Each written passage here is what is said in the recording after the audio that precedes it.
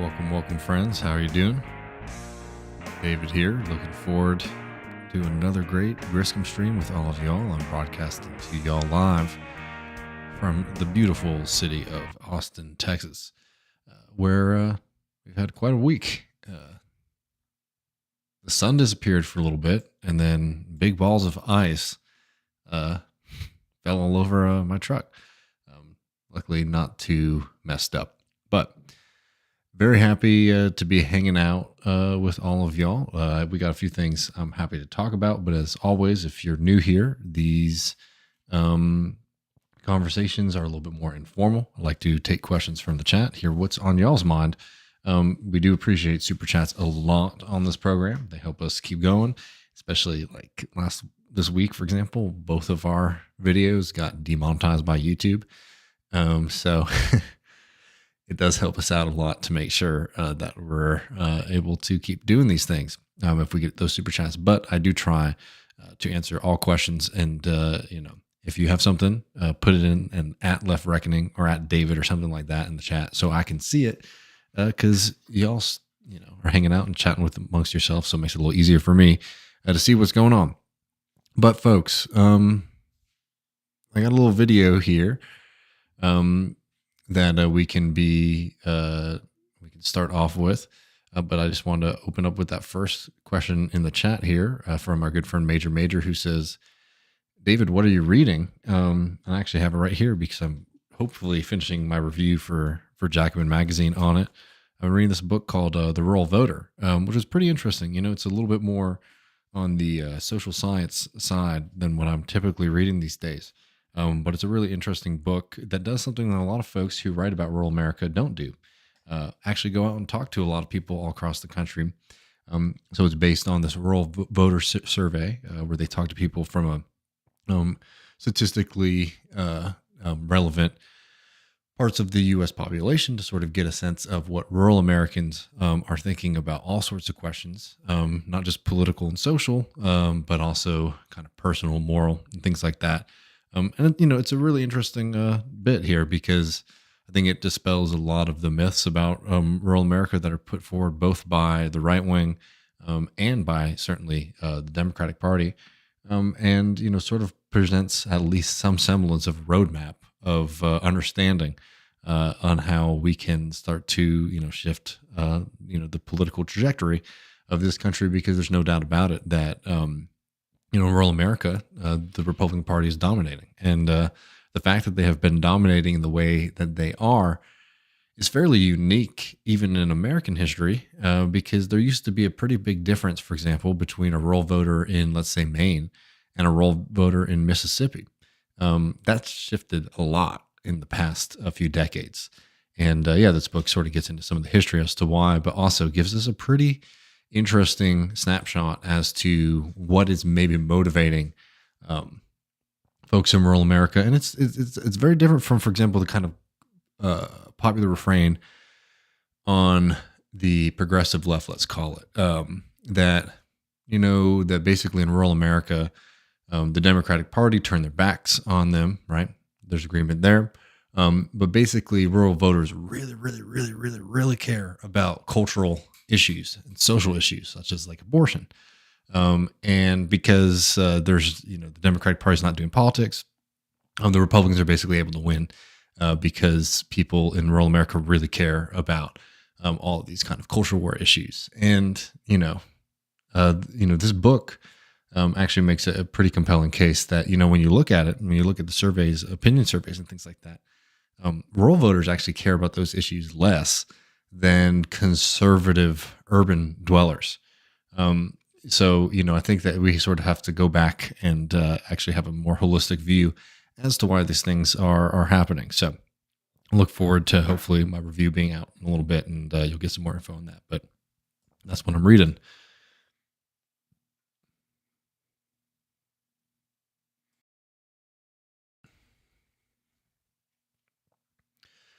All right.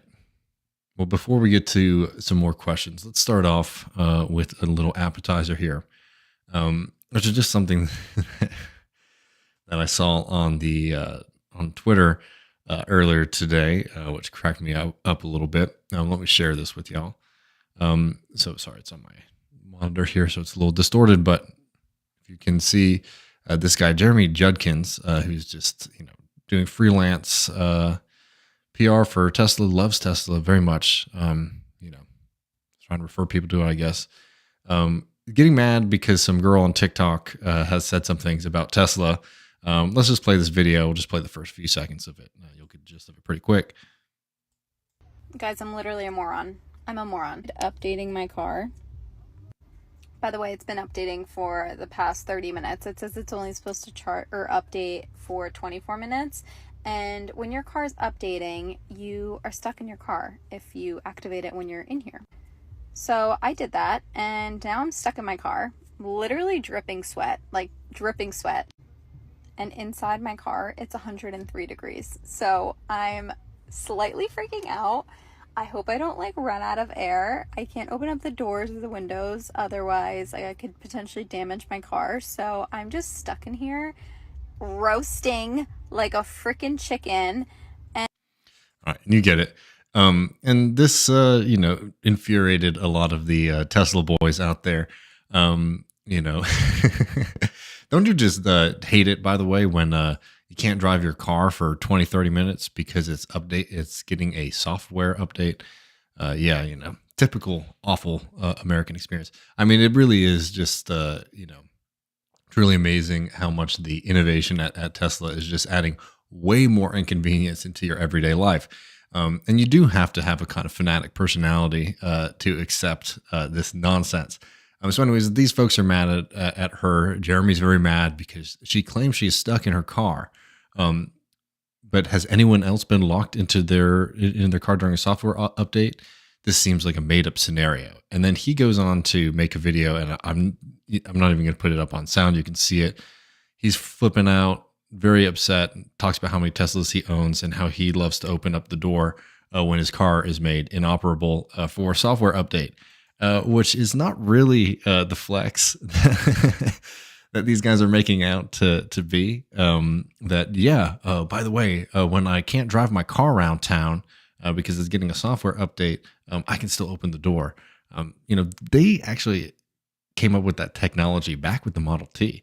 And it's only because of the kind of insanity and the bizarre opposition to basic mechanical design that Tesla is sort of famous for at this point. If you've ever been inside of one of them, it is not intuitive at all how to open up those doors. And what these guys are getting really mad about is that in Teslas, if you try to move around, if you try to open up the door when there is no battery, the button that you press to open up the door will not work, right? But thankfully, and who knows I would have loved to have been a part of the meeting when they sort of forced them to put this in. They had to have a manual switch in there to make sure that people can get out in case of emergency. But again, that is something that it's a kind of hidden latch on the side of the door handle. It's on the side of the door. It's not something that's intuitive or clear where it is. So it's something that you spend a lot of time reading the manual, or your vehicle very, very well. It's something that you could find. Lord help us all if for whatever reason you happen to be in a vehicle where the driver, the person who knows this, is incapacitated and you can't get out. Very thankful that somewhere deep in the manual, which by the way, you can't open up the glove box in the vehicle when the power is out either, because it's the future. So they're all flipping out about this, and I just wanted to share this kind of update here because what they're trying to do is like, oh look, this is a stupid girl, she doesn't understand anything. Look, you can open up the door of the car if you want to. With all these kind of added bells and whistles and things you need to know to be able to do that, which again is bad fucking design and really goddamn stupid. Regardless of whether or not this girl is like making a mistake or doesn't understand doesn't understand the ins and outs of the Tesla, system, it is absolutely absurd to be sitting in your vehicle. And one, not to be able to drive it around, and two, to be having difficulty getting in and out. That's a kind of basic thing. And one of the things that they note is that look, there is this special button you can press to open up the door. Well, as she says in that video, she says she does not think that she can open up the door without damaging the car, which is a problem in the Teslas. Where it does say if you have to open up the manual door handle, you could mess up the siding of the vehicle or your window. So she doesn't want to hurt her $50,000 plus vehicle by opening up the door and not knowing that maybe she could be pressing one of these buttons, right? She's saying she's taking what she's reading seriously. And again, she can't access, for example, her manual because the Tesla glove box does not open. But anyways, just on this really quick before we get to more serious stuff, this took me a little bit longer than I expected. Here's another story. Somebody responds to it saying, linking this article, Arizona driver says he was trapped in a hot Tesla after battery died. Jeremy, the brain genius defending Tesla, says that's something different. That's a different issue entirely. There's a manual lever for that scenario. Read the manual. And Glenn correctly says, I would never buy a Tesla, so I don't have to. But let's check out this article here that is supposedly just a completely different issue. And by the way, look, making vehicles is tough. We can have a little bit of grace here. Engineering vehicles for all kinds of situations is something tough. Being able to open up the door, getting in and out of the vehicle is like kind of step one. And if this is something that is causing critical failures, where people are either being confused and not understanding the full, what it is they're supposed to do in that situation, or in this case, almost dying because that's high stakes shit. That you are so bad at designing something that has been with, at least in America, has been a part of the American kind of day-to-day life cycle, like a motor vehicle for about 100 years now. You've designed something that is so complicated and so foolish and so unintuitive that people are almost dying in their vehicles. That is sort of an issue here. And I don't think read the manual is a very appropriate response to this. So Arizona driver says he was trapped in hot Tesla after battery died. A man says he was trapped in the cut. Jesus Christ. We all know local news means my computer is like taking off right now, trying to process all these ads. So sorry if there's a little lag. A man says he was trapped in his Tesla in the extreme heat after the power died, and he didn't know how to escape. The ABC 15 investigators found dozens of drivers have filed complaints with federal auto safety regulators who are urging car owners to learn how to manually get out in an emergency. It's definitely a safety concern. It was one of the hotter days, said Rick Megason. I couldn't open the doors. I couldn't lower the windows. The computer was dead, so I couldn't open the glove box. I couldn't open anything. He later learned that his battery had died in his Tesla Model Y after he opened the door, and he said he was trapped inside of his car in a 100-degree day. Megason said eventually he called his sister, who somehow got the passenger door to open through the Tesla app, but it cracked his window. He said he had to call a tow truck to take his Tesla to company service center. So exactly what we're saying. Oh, great. The door can open when it's again, like what kind of situations are we getting into here with the goddamn vehicle? Okay, so this guy, gets out of his vehicle after 20 minutes because luckily he's able to contact somebody. And then he gets damage to his car because he opened the door to it. So yeah, I don't know if what kind of win these Tesla boys are trying to claim here, or what right they have to sort of talk down or admonish anybody when not only are they driving around, vehicles that are frankly showing time and time again to be unfit for the road. You're having critical situations, which is opening and closing the goddamn fucking door. So Lord, help us all. And, just another update in our Jesus Christ, Tesla is a house of cards company. But folks, I'm going to try to get some more questions and things like that in here. I think more folks have showed up. If you are just joining us, these are more casual streams. So we're hanging out and, happy to talk about whatever is on y'all's mind. Please at Left Reckoning so that I can see it. These are always really nice. I like to hang out for a little bit with y'all. We'll just see how the questions are and see how long we can do it. So I'm going to scroll up, make sure I didn't miss anything during that Tesla opening, and then we can get going.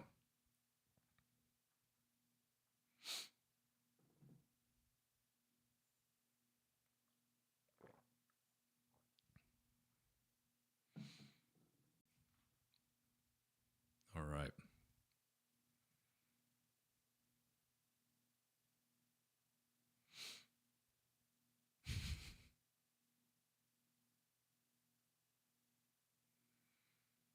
Some good advice here from Bad Left. He says, own a Tesla, invest in a Bob Hammer.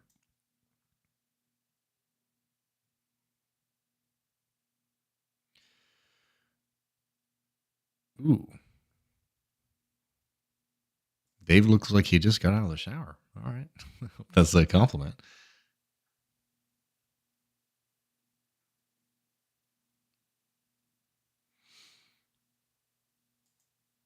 What if the battery catches fire? I know, very normal problems for the very normal people who drive Teslas around.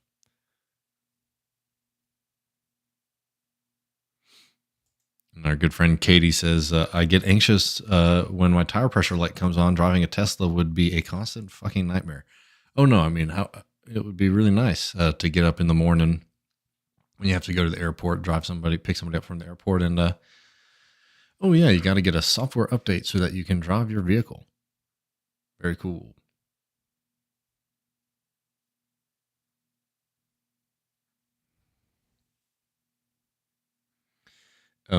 Cool T Experience says, David, what's going to be the left wing response to the cast report? I haven't seen enough about that to know. I saw there was a Guardian report. I know some people talked about it on Majority Report or something I didn't watch. So I don't know enough about it to be able to speak to it beyond that. Right now, at least. All right. Should we get into the main topic of the day then, and then I'll take questions as we go. So people feel free to get some things going on in the chat. But if you saw, I have the title for this week's Griscom stream was "The Problem with Bearing Witness." And, I'm just going to sort of talk a little bit about what I mean by that. And, as always, feel free to jump in with the chat with questions or comments, and I will try to incorporate those as much as possible. But, I wanted to talk about if people have been watching this program, in the past few months, or even frankly, since I've been doing these Griscom streams, even all the way back on the Michael Brooks show days, one of the main things that I've been sort of talking about is how do we sort of move, the kind of political movement that you could see maybe around Bernie or the progressive movement in a larger, broader sense, into something that's more viable, and more importantly, more honed, to building working class power. So again, going beyond just sort of like this nice politician or this nice person for your city government position or whatnot, but actually building out the foundations for a political organization, a political party for working people. Because sure as hell, it's not the Democratic Party, and no matter how many fantasies about it, equally of a dead end is trying to work in and around the Republican Party. The fact is that working class Americans don't have a political home.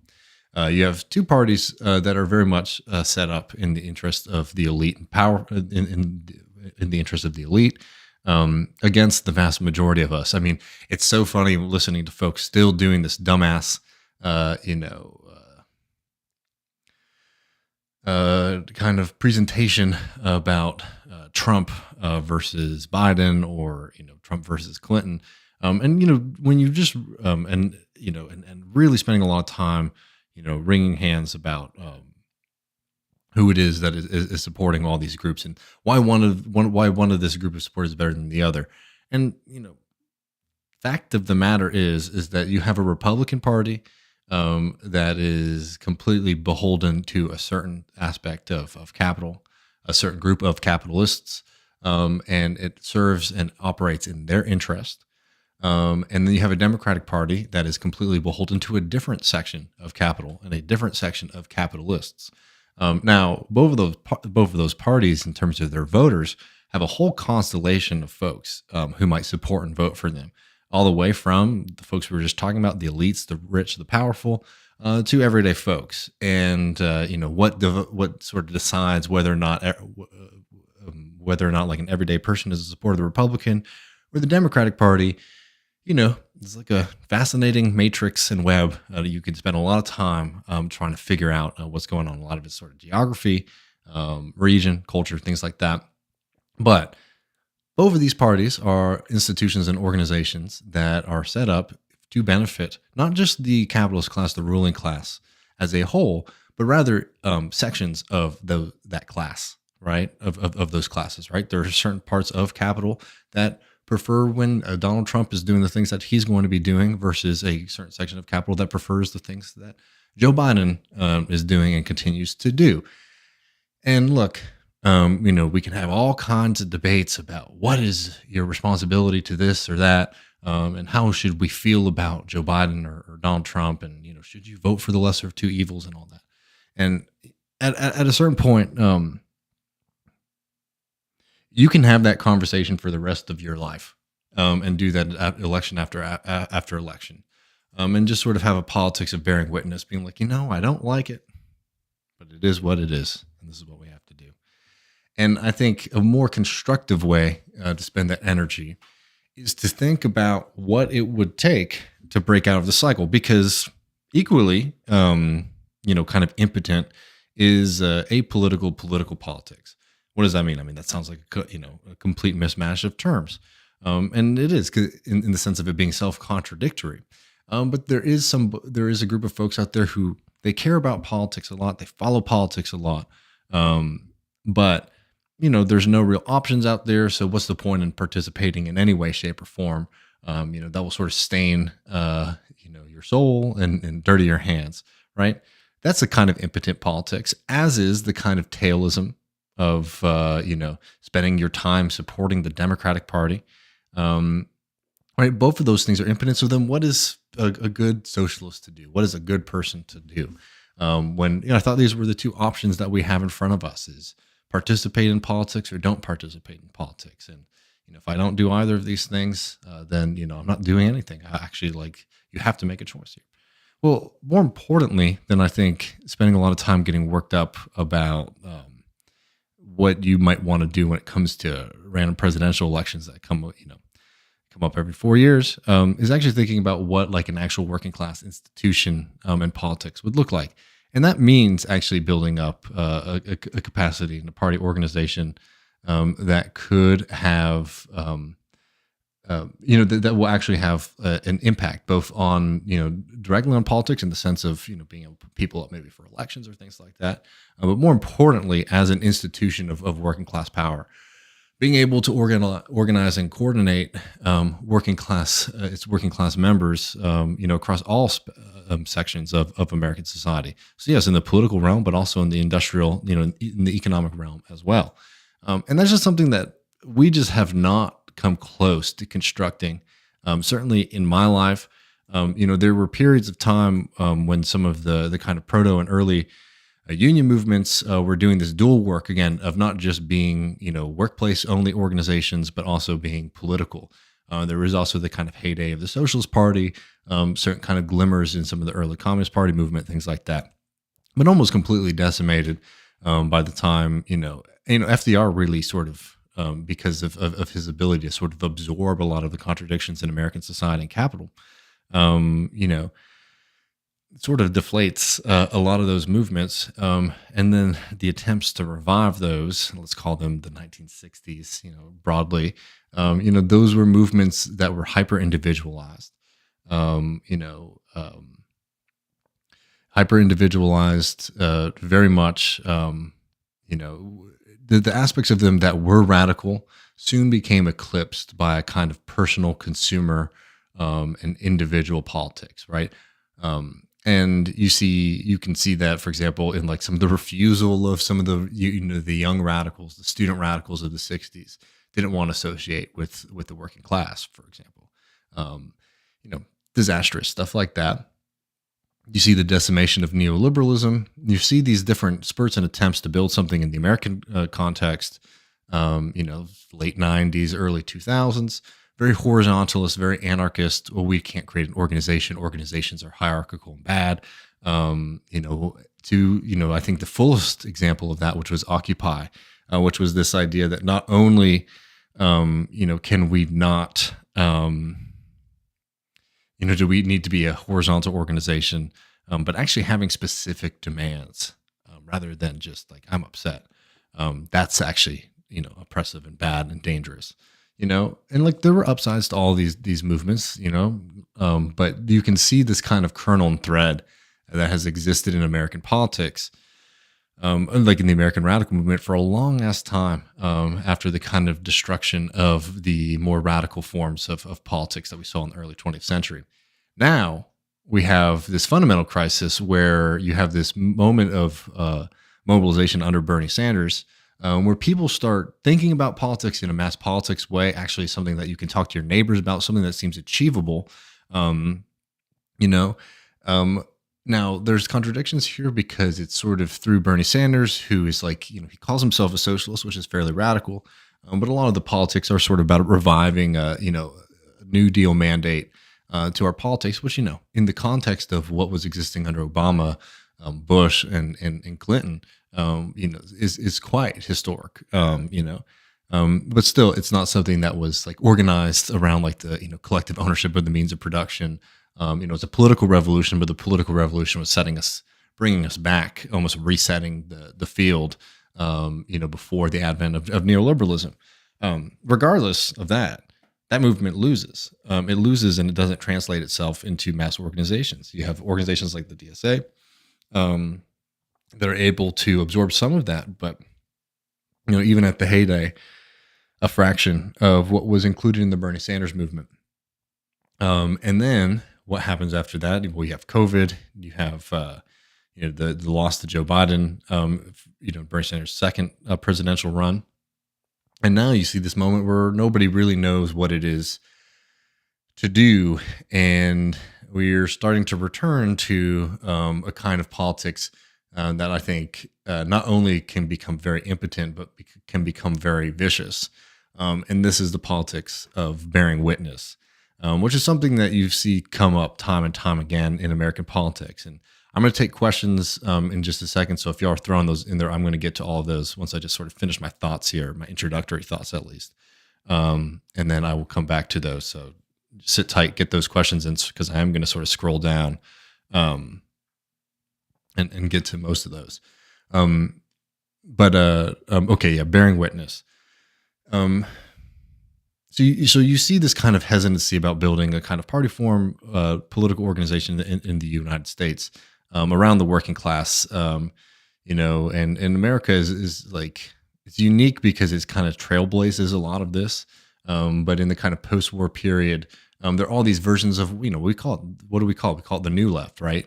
That tries to sort of say, class will be a part of the movement, but it won't be the engine. We're going to incorporate all these different things, and we can create movements of movements and connect all of these different dots, and that will create this grand horizon that will sort of overtake politics, that will overtake the forces of capital, but also the other entrenched forces of oppression and things that we don't like. And these are like nice ideas of like community and things like that, but you've seen how impotent they've been in practice. Because if you're not talking about the engine of the system, if you're not talking about the reason that things are the way that they are, which is capitalism,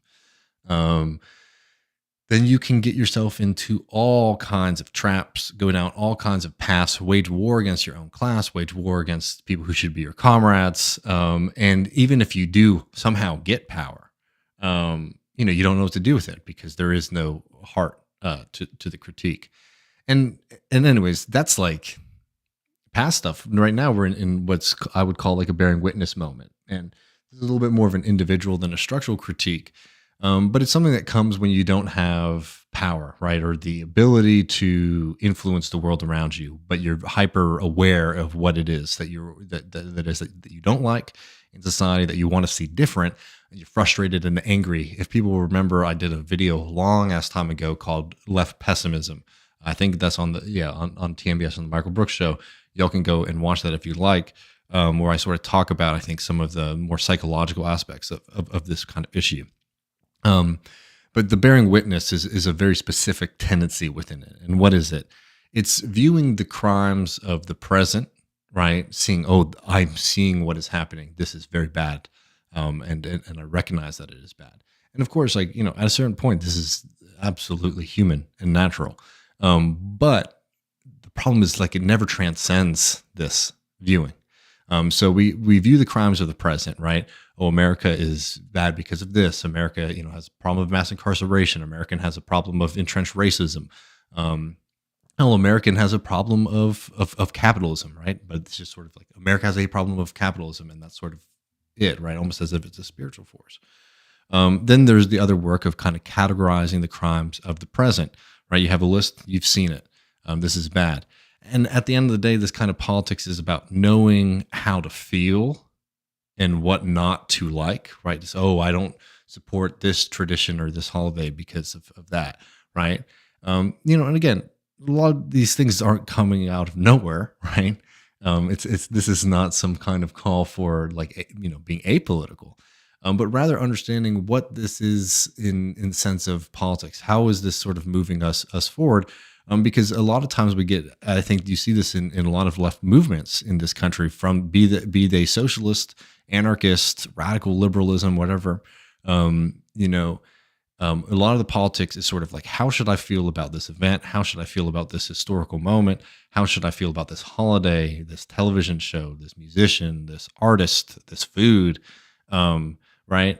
And it's a lot of, I'm bearing witness to the tragedy and the horrors of the history and of the society that I'm in. But it doesn't take the radical step, the radical Marxist step, which is not, yes, you need to recognize what is wrong with society, but that's not the final step. In fact, that's like the first step. That's the first step in actually trying to build a movement that can transcend the current moment. Right. Versus, and what do I mean by, like, transcend? I mean, building a socialist movement, building a socialist system, building a socialist future. Well, a lot of these kind of American bearing witness politics rather aren't actually organized around transcending capitalism, transcending the current conditions, moving us forward in history. They're much more about pulling yourself out. Right. So, I'm not going to participate in this. I'm going to stand outside and see how wrong that it is. I'm trying to absolve my sins from being born in this country, from being born in this time, from being born in my skin, what have you. The quest is for being absolved, right? Or in some of the more pessimistic versions, you can never absolve yourself. So the quest is to sort of permanently be in a state of penance.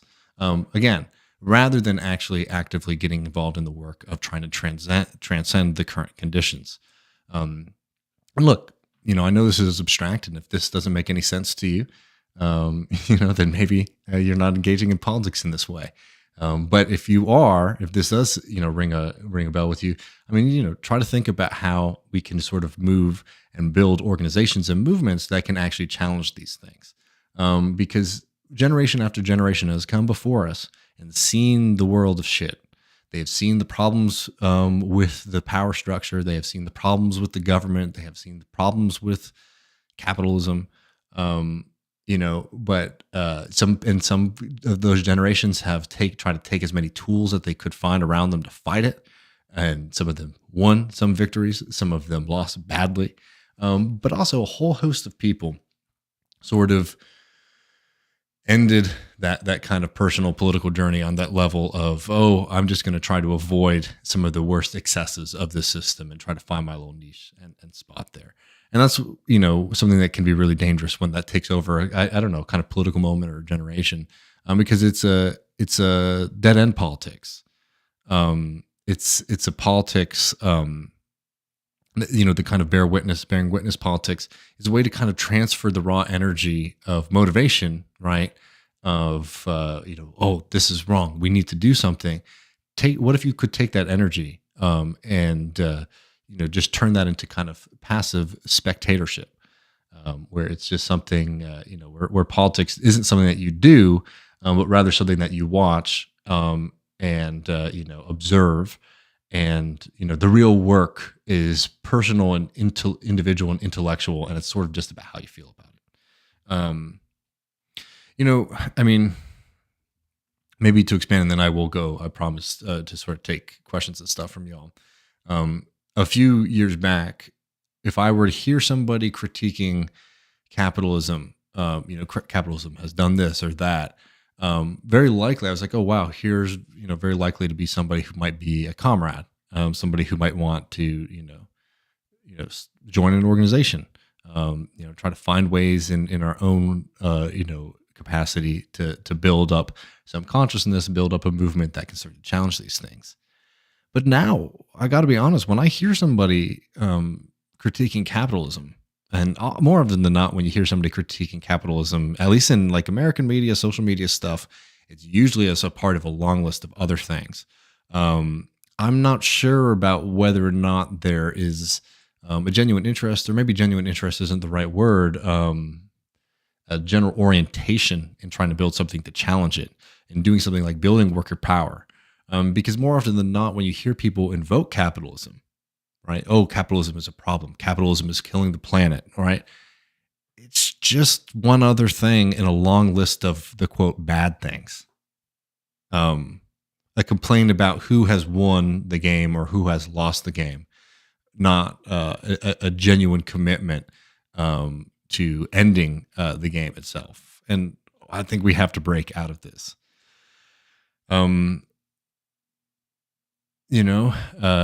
I already sort of talked about how this has sort of been something that has appeared in different versions throughout the history of the American left, and this isn't unique to America. You see this all across certainly the Anglo world, but I'm sure friends in other countries can talk about similar examples of that as well.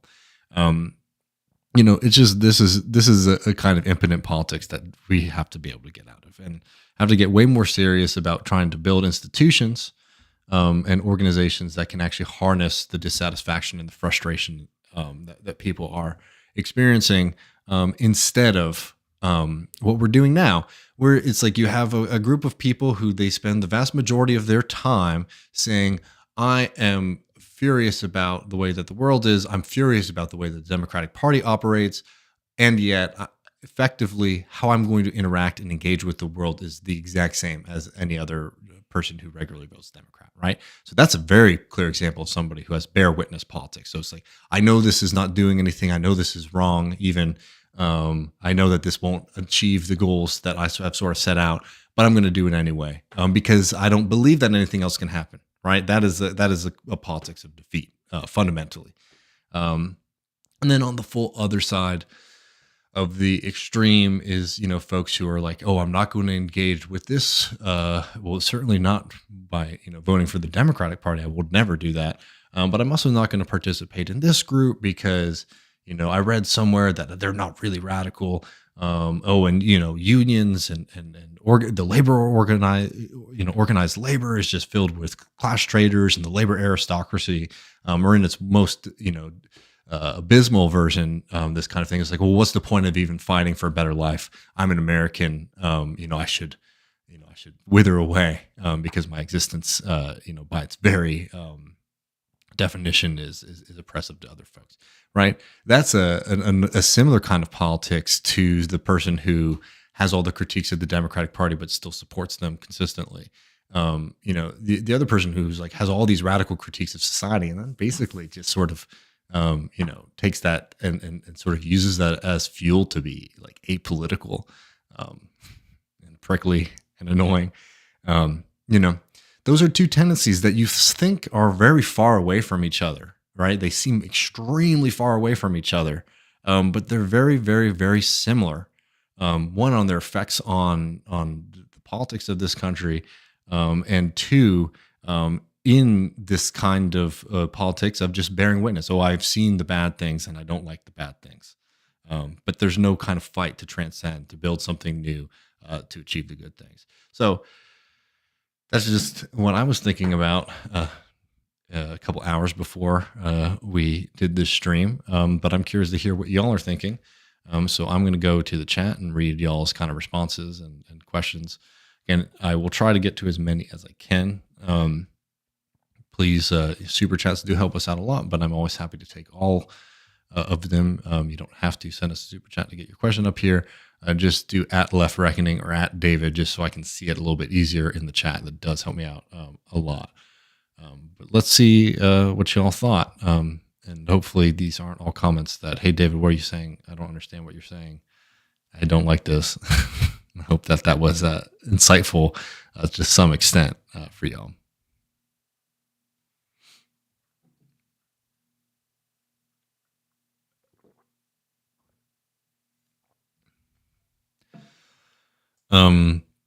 Jules said, Griscom, I heard today that the rich are getting multiple passports in anticipation of social unrest and economic instability in the United States. Any thoughts? So I'll just say on the first level, where are you seeing this? Because I don't mean to be I don't mean to be dismissive, but I've heard this thing so many times. Every few years I'll hear this kind of story. I just there's no doubt about it that there is. Look, there is undoubtedly like a kernel of truth in what you're saying, even if it's not true.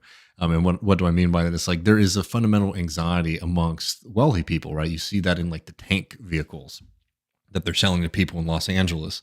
Oh, this vehicle could survive like gunshots or a bomb or something like that, right? Well, you don't get that if you're well adjusted, for sure. So there's an anxiety that rich people are experiencing. Is it different from the general anxiety that the vast majority of people are experiencing? Probably by some degree, but it seems like a reaction to hyper alienated society. There's better ways to live in it in terms of having access to abundance like those folks do makes it certainly a lot easier. But you can see the similar pathologies. Now, I know there's stories about, the hyper wealthy, like the super billionaires and stuff, sort of having these getaway islands or places like that. And I think that that's probably also a reflection of the fact that they know that they're getting away with something. So, yeah. And we do appreciate this call from Soul Life. He says, please like the video. It helps promote the stream to people. And why wouldn't you help this channel grow? It's free. That does help us out a lot. So please like and share and subscribe. That does help us out a lot.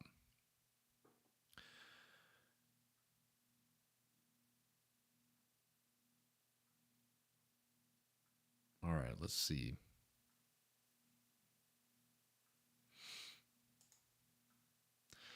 Our friend Alex says, what do you expect to come out of the attack on Iran's consulate?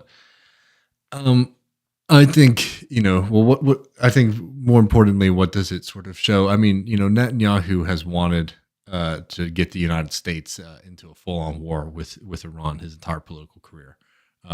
Extremely dangerous, death cult kind of shit, frankly. I think that as far as I can tell, and then from listening to folks who are smarter than me, I think that what's more likely than not in terms of a response from Iran. So I think Iran is biding their time. Israel and Iran for a long time have sort of had these kind of brutal attacks on one another that will sort of flare up from time to time. I'm sure I wouldn't be surprised if Iran is sort of biding their time for something big, and they might be patient. Sort of recognizing that this moment might not be the best time to get engaged. But I do not know. I'm not a kind of military expert, nor do I have particular expertise into the minds of the people running the Islamic Republic.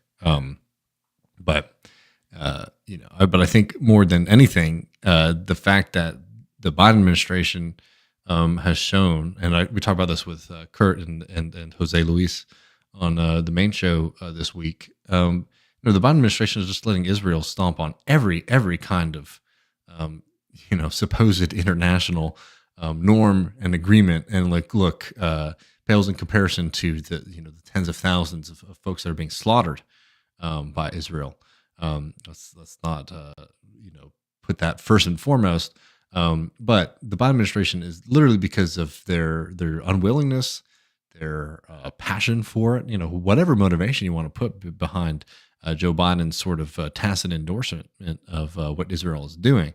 Um, you know, it is not only creating more pain and devastation directly on Palestinians living in Gaza. It is erupting.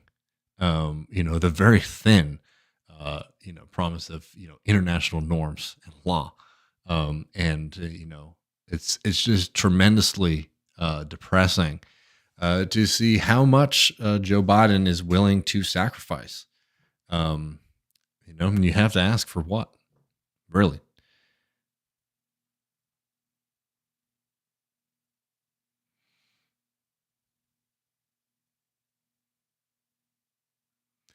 Well, Schultze, best of luck in your recovery. We're all cheering for you, friend.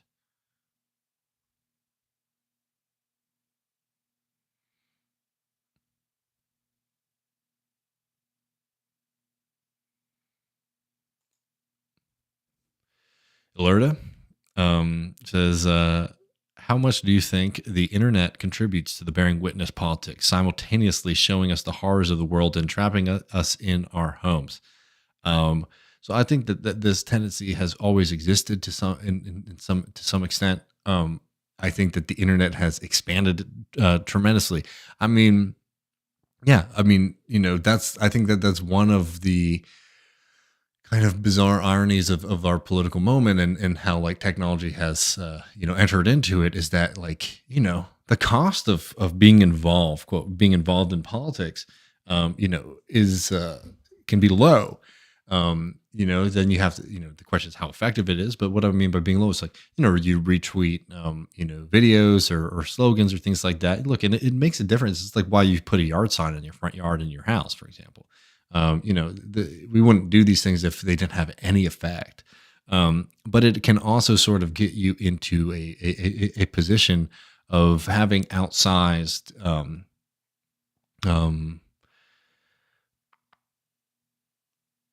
well, I mean, there's two things, and I think that they're important to disentangle. Right? There's like the constant exposure. For example, like you talk about something like Gaza, or when you see police killings of unarmed folks in this country. You can just be exposed to that. You know, Cooking dinner. You know what I mean? So that creates a kind of, I think, psychological. Constant reckoning with the pain of the world that should be enraging. Um, but the question is like how healthy is that toward for action? And then there's the aspect of the kind of call is okay. Well, spend more time on these on these sites, spend time on social media, consume this kind of content or that kind of content. Yeah, and you're exposing yourself to a lot of that kind of stuff, and so you're actually spending a lot of time, right? I think that that's actually something that should be noted is that, like, when we talk about lack of political engagement in this country and globally, you know, you might be able to argue, in fact, that like a lot of people might be spending more time engaged in what they feel are politics, in the sense of like, oh, engaging in political debate on the computer, or tweeting out things or watching videos, all that kind of stuff. Right now, like people's actual like face to face, being a member of a socialist organization or any organization, going to meetings, debating in person, those might be limited. But the expansion of a lot of folks' time, that they might feel like they're engaging in politics might be, pretty high historically. I'd be very curious to read any kind of studies on that. But the thing is like, as we sort of know, that kind of engagement with politics can feel very urgent and important, but can also feel a little impotent. And I think that, it only serves to make us want to justify the bearing witness aspect versus like the actual political engagement aspect to it. But I wonder, because one thing that is always important to remember is that the people spend a lot of time on Twitter and even a lot of other social media sites. A lot of people do, and it's a sizable part of the population, but it's not as ubiquitous as it's sometimes made out to be. Twitter in particular. is way less used than I think a lot of the folks recognize.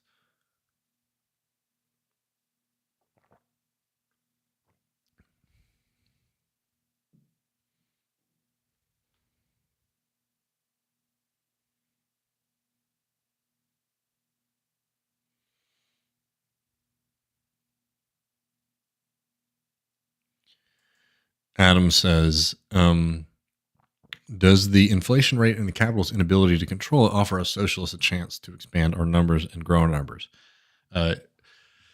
Yeah, no. I don't know if inflation is going to be as viable as you might hope, but any kind of economic crisis, which is fundamental to capitalism, actually, I don't know if I put this up. I didn't have this prep, so let me just share this with y'all. I was cracking up earlier today because the New York Times put out here we go, put out an article earlier today called "Is the Boom and Bust Business Cycle Dead?" Which is, if if you're young or if you're new here, you might not be familiar with, but capital and capitalists have always been sort of arguing that actually maybe this time we have solved the fundamental contradictions of capitalism and we're about to enter into the smooth times. The smooth times are here. You don't got to worry about the future. There's not going to be big economic crises. Things are going to be settled. We figured it out, y'all. It's time to celebrate. That's oftentimes, unfortunately, a level of excitement that comes before something really big. So I say that to say, so, recognizing and preparing for crisis is a safe bet for a socialist. It just is. But here's the fundamental fact is that no crisis whatsoever, no matter how big, is going to manifest a socialist movement. And I think that that's one thing that people really need to get through their heads, that things can get worse and they can get really bad. And that won't move the needle at all. It is, the idea of like Marxism as being a kind of dogmatic philosophy, not just a dogmatic philosophy, but a philosophy that says socialism is inevitable. The workers' revolution is going to come when this and this happens, just sort of naturally, organically. That's just incorrect. In fact, it's something that you have to create. The conditions for it will deliver themselves because of the fundamental erratic nature of capitalism. Capitalism will continue to go into crisis, right? You can that's just been something that has been fundamental to capitalism since it's become a world system. Everybody who's predicted that we've gotten out of it has been proven very, very wrong. But we can laugh at those folks, but the socialists who think, the capitalism is going to go into, its final crisis and then boom, everyone rises up and socialism happens. No, you have to do the work of preparing for those kind of moments. So it's an active, it has to be an active response than just sort of like this will be delivered to us. And a lot of times the socialist movement has been sort of, when it sits in waiting, it's waiting for that. And it happens. I mean, you had the financial crisis. You saw what that meant for socialist organization. A lot of people started thinking about themselves as socialists 10 years after. And oftentimes as like an individual, very confused, not a part of an organization, not a part of a movement, kind of way as well.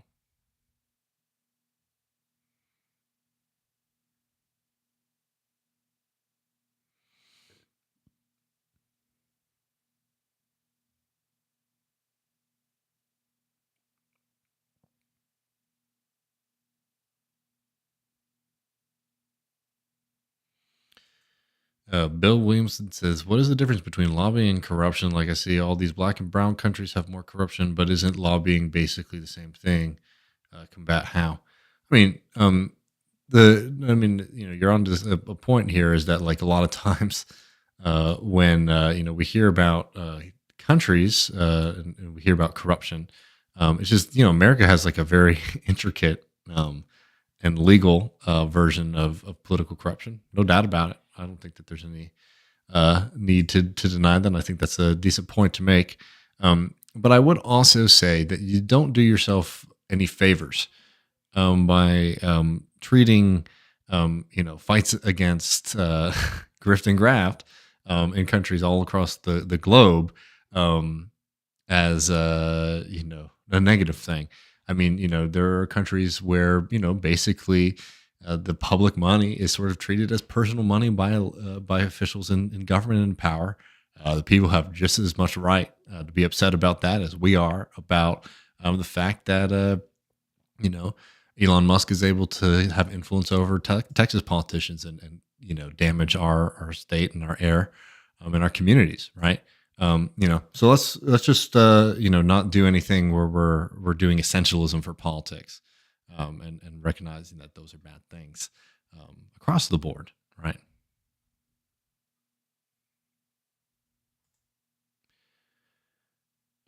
Trevor says, I think the apolitical reaction to the Bernie defeat is very common among my friends and coworkers who were radical in 2020. Any luck in getting people re-engaged rather than depressed more? Yeah, I mean, look, this is one of those things where it's a tough one, and I don't want to be weaselly or slippery about it. But there's the chicken, the egg, however, whatever metaphor you want to use for it. The only way I think to get people back engaged is to start building something that is actually laser focused and is viable. Because if what we're asking people to do is to spend a lot of time and hang out with us, building community is going to be important. I think absolutely, but there has to be a kind of laser focus on on building actual and on delivering actual wins, both in the long term and the short term. Which is why most socialist parties, for example, had minimum and maximum programs like short term and long term goals. And so for folks like the people listening to this program, like yourself, who are going to be engaged and involved, whether or not victory seems imminent or close, it's kind of our responsibility to do a lot of that work and build those kind of organizations. So the folks who, for whatever reason, get pulled out of politics by life and love and all these kind of things, the most normal shit in the world, they have something to catch them and to bring them back in, because that is desperately what we need. And you can see how, like, while you can get folks engaged through things Bernie Sanders style, if you don't have those places for people to go during and after, you have these moments of mobilization and then exit from politics. And we need to have something that can sustain itself. So instead of having to move from a different organization in 2010 around Occupy to the Bernie thing to whatever's next, it's actually something that would connect all of these different struggles and moments in politics. That is the kind of vehicle and vessel that we're talking about building. So that, yeah, because people are going to come in and out of politics, throughout their lives. And this is why it's really important to construct those institutions when you have the folks, when you have the people.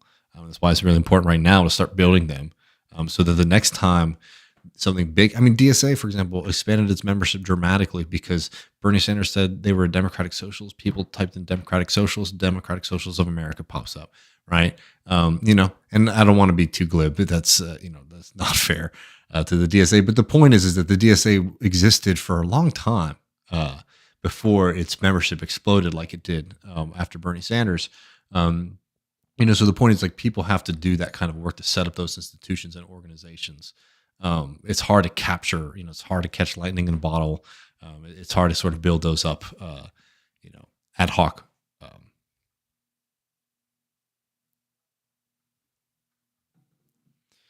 All right.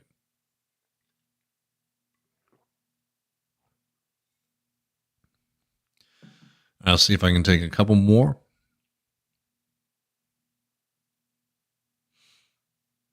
Or maybe not. Let's see.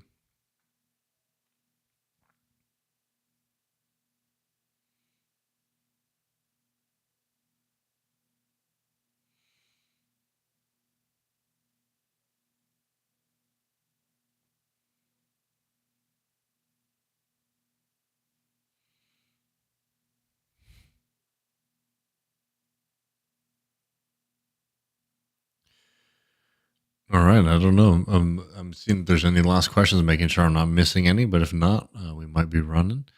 Let's see.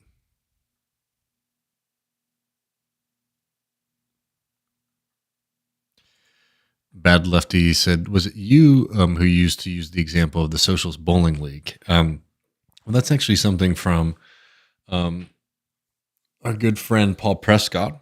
Paul Prescott, y'all know him. Labor Paul, one of our good friends, great labor organizer. You know him as a writer. You know him from the excellent Jackman Show, which we all miss so much. He wrote about that in his review of Tony Mazzocchi's biography in Jackman a few years ago, or years, hell, a year ago. Yeah, is that they used to have bowling leagues, which were very social for the union. They were a great recruiting tool, but more importantly, from like recruitment, it was just like it was something to sustain people with community. Throughout the long life that we all like. The thing is that like the hope is and the idea is that the socialist movement and social and real socialist organization can be something that is just a part of your life. Working class, let's just call it working class too, right? We can just call it that. Having working class community, right? In an organized way, right? Not just, oh, the people around me are like this, but actually we are in political organizations that are set up for our mutual benefit and our benefit as a class. You're going to need to sustain those movements because there's going to be victories and there's going to be losses. You're going to sometimes not be able to engage as much. Other folks, the same thing. You need to have things that sort of are keeping us in touch and keeping the community alive and growing and thriving. And the bowling league example, it sounds a little dated to us. It's not really what we do, but the bigger point is that like this was something that people used to go to. They used to get drunk. They used to have fun, fall in love, mess around. It was fun. It was a party. It was something that meant something, more than it just sort of being like a smart organizing tactic. It was actually like a major, it was a part of people's regular life. And that's something that, we just don't have on the scale that we need, or if it, it exists for other folks, if it exists for you, that's great, but we just don't have that across the movement. So yeah, no, it's a great example of something that used to be done on the socialist movement. I know Anton Yeager, and I'm forgetting their co-author's name, excuse me, in their book on the populist moment, wrote about how like I believe it was in Belgium. If you remember the Social Democratic Party, like you went to bars that were associated, with the labor movement. You might bank or participate in other kind of civic organizations in similar kind of places. Like this was a thing. It wasn't just sort of like who do you vote for come election time. It wasn't even so much like what union were you a part of. It was a part of regular everyday life. These kind of political social spaces, and that's something that has dissipated certainly in the United States and also in Europe. I might be getting the specifics about that European example incorrect, but I think the gist of it is what's important.